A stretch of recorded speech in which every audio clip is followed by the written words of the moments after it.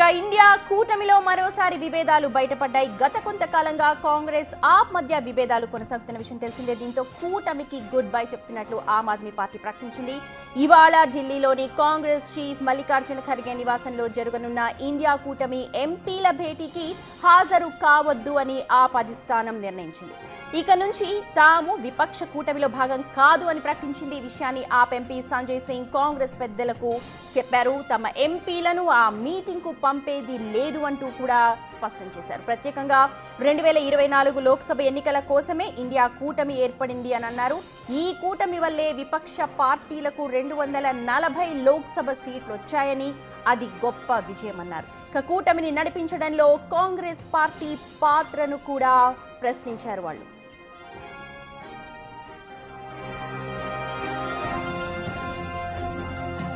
Delhi, Haryana assembly ఎన్నికల్లాగే బీహార్లోనూ ఒంటరిగా పోటీకి దిగుతామని తెలిపారు సంజయ్. ఉప ఎన్నికల్లోనూ తమది అదే వైఖరి అని తెలిపారు. ప్రజా సమస్యలను లోక్సభలో ఆప్ గట్టిగా ప్రస్తావిస్తుందని స్పష్టం చేశారు. ఆప్తో పాటు టీఎంసీ ఎంపీలు కూడా ఈ భేటీకి దూరమయ్యారు. బెంగాల్లో నిర్వహించనున్న షాహిద్ దివస్ ఉత్సవాల ఏర్పాట్లలో బిజీగా ఉన్నందున సమావేశానికి హాజరు కాలేకపోతున్నామని టీఎంసీ ఎంపీలు సమాచారం ఇచ్చారు. ఈ నెల 21 నుంచి జరగనున్న పార్లమెంట్ వర్షాకాల సమావేశాల్లో అనుసరించాల్సిన వ్యూహాలపై చర్చించేందుకు ఇండియా కూటమి భేటీని ఏర్పాటు చేసుకుంది.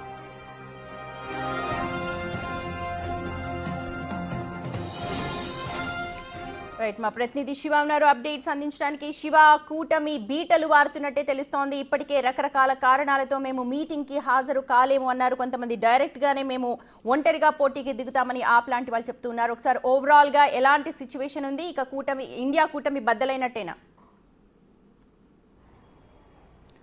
రైట్ సుమతి, ఇండియా కూటమికి సంబంధించి ఈరోజు ఆన్లైన్లో సమావేశం జరగబోతుంది. సాయంత్రం 7 గంటలకు ఆన్లైన్లో ఇండియా కూటమి పార్టీల నేతలందరూ కూడా, భాగస్వాములందరూ కూడా సమావేశం కాబోతున్నారు. అయితే గత కొంతకాలంగా కూడా ఇండియా కూటమిలో విభేదాలు వ్యక్తమవుతున్నాయి. ఏకాభిప్రాయానికి ఏ ఒక్కరు కూడా రావడం లేదు. మొదటి నుంచి ఇండియా కూటమి ఏర్పడినప్పటి నుంచి కూడా సమావేశాలు జరిగే సందర్భంలో దానిలో ఎవరు ప్రాతినిధ్యం వహిస్తారు, ఎవరికి కీలక పదవులు ఉంటాయి అనే దానిపై మాత్రం కొన్ని ఊహాగానాలు వ్యక్తమై కొంతమంది అభిప్రాయ భేదాలు, విభేదాలు అనేవి మొదటి నుంచి వస్తున్నాయి. దాంట్లో మరి ముఖ్యంగా కాంగ్రెస్ అలాగే ఆమ్ ఆద్మీ పార్టీకి విభేదాలు అనేవి మొదటి నుంచి కనిపిస్తున్నాయి. దానిలో భాగంగానే ఏదైతే గుజరాత్ ఎలక్షన్ జరగడం కానీ, తర్వాత హర్యానా ఎలక్షన్ జరిగిన సందర్భంలో ఆమ్ ఆద్మీ పార్టీ కావాలనే పోటీకి పెట్టి కాంగ్రెస్ ఓటమికి కారణమయ్యారనేది ప్రధానంగా విమర్శలు ఎదురయ్యాయి.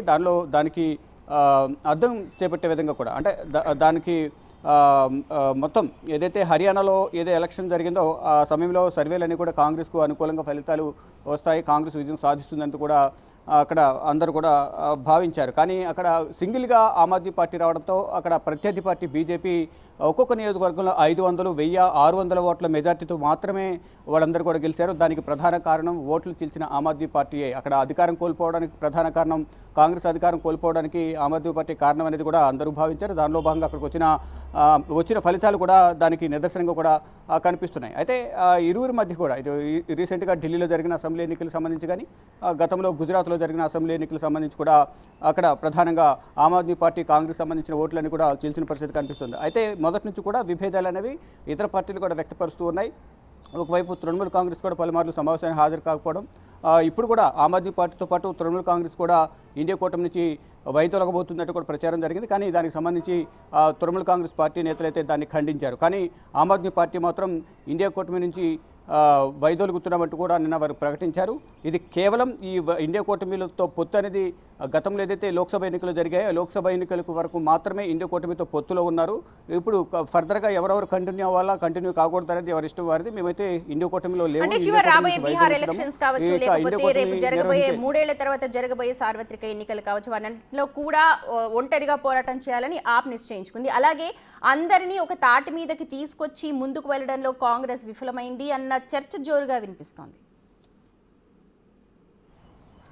రైట్, ఇక్కడ ప్రధానంగా కాంగ్రెస్ కానీ గతంలో ఇండియా కూటమిని ఒక తాటి మీద తీసుకొచ్చి కానీ ప్రతిపక్ష పార్టీని కలిపి ముందుకు తీసుకువెళ్లాలని ప్రయత్నం చేసిన నితీష్ కుమారే ఎన్డీఏ కూటమిలోకి వెళ్ళిపోయారు. ఫర్దర్గా ఉన్న పార్టీలో పెద్ద పార్టీ జాతీయ పార్టీ కాంగ్రెస్ పార్టీ లీడ్ చేసే దిశలో ఉంది. కాంగ్రెస్ పార్టీ అనుసరిస్తున్న వ్యూహాలు కానీ ప్రణాళికలు కానీ కొంతమందికి నచ్చకపోవడం కానీ కొంతమంది వ్యతిరేకించడం కానీ మా అభిప్రాయాలకు విలువ ఇవ్వడం లేదనేది మొదటి నుంచి కొంతమంది వ్యతిరేకత వ్యక్తం చేస్తున్నారు. దానిలో భాగంగానే ఎవరి అభిప్రాయాలు వారు వ్యక్తపరచవచ్చు.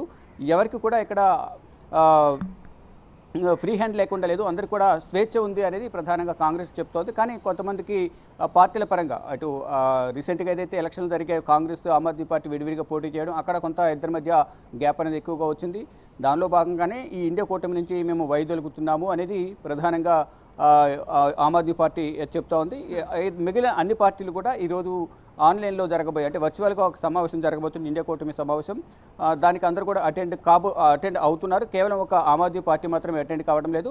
ఇటు తృణమూల్ కాంగ్రెస్ కూడా ఈ సమావేశానికి హాజరు కాదంటూ కూడా కొంత ప్రచారం జరిగింది నిన్న అంతా కూడా. కానీ ఈరోజు వారు ఈ వార్తలను ఖండించారు. మేము ఇండియా కూటమిలో ఉన్నాము అనేది కొంతమంది చెప్తున్నారు తృణమూల్ కాంగ్రెస్ సంబంధించి. కానీ ఈ సాయంత్రం జరిగే సమావేశానికి హాజరవుతారా లేదనేది కూడా చూడాల్సింది. మొత్తం చూసుకుంటే ఈ రోజు జరిగే ఈ సమావేశంలో ప్రధానంగా సోమవారం నుంచి ప్రారంభమయ్యే పార్లమెంట్ సమావేశాలకు సంబంధించి వీరు ఈ సమావేశంలో కీలకంగా చర్చించబోతున్నారు. అధికార పార్టీని అనుసరించాల్సిన వ్యూహాలపై ఏ విధంగా ముందుకు వెళ్ళాలి అనే దానిపై మాత్రం ప్రతి వ్యూహాలకు సంబంధించి కూడా దీంట్లో చర్చించే అవకాశం కనిపిస్తోంది.